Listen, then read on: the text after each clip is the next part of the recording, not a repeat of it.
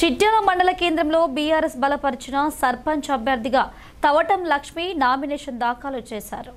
ఈ సందర్భంగా సర్పంచ్ అభ్యర్థి తవటం లక్ష్మి నామినేషన్ సందర్భంగా మాజీ ఎమ్మెల్యే గండ్ర వెంకటరమణారెడ్డి చిట్యాలకు చేరుకుని వారికి పలు సూచనలు చేశారు.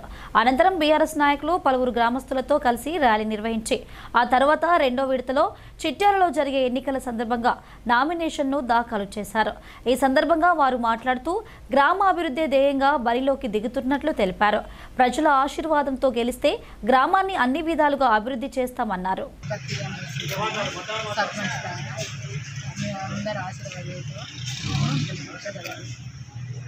ఈరోజు మా తల్లి గారైన తవటం లక్ష్మి గారిని చిట్యాల అభివృద్ధి ధ్యేయంగా చిట్యాల అభివృద్ధి పదంలో నడిపించడానికి కారణంగా మా తల్లి గారైన తవటం లక్ష్మిని ఈరోజు సర్పంచ్ అభ్యర్థిగా బరిలో దింపడానికి నామినేషన్ వేయడం జరిగింది.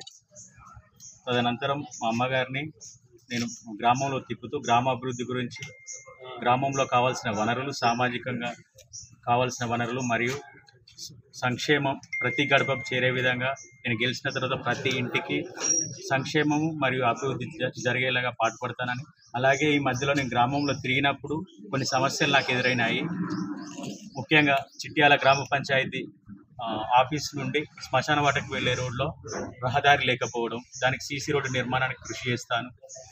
మరియు ముఖ్యంగా చిట్యాలలో గత 20 సంవత్సరాల నుండి రామాలయాన్ని నిర్మించడానికి ప్రజలందరూ కోరికగా, అది ఒక చిరవంచగా అట్లే ఉంటుంది. దాని నిర్మాణంలో ఖచ్చితంగా నేనున్న సమయంలో ఖచ్చితంగా దాన్ని పూర్తి చేస్తానని, దానికి సంబంధించిన నిధులను సమకూర్చి అందరి సహకారంతో ముందుకెళ్ళి రామాలయాన్ని పూర్తి చేస్తాను.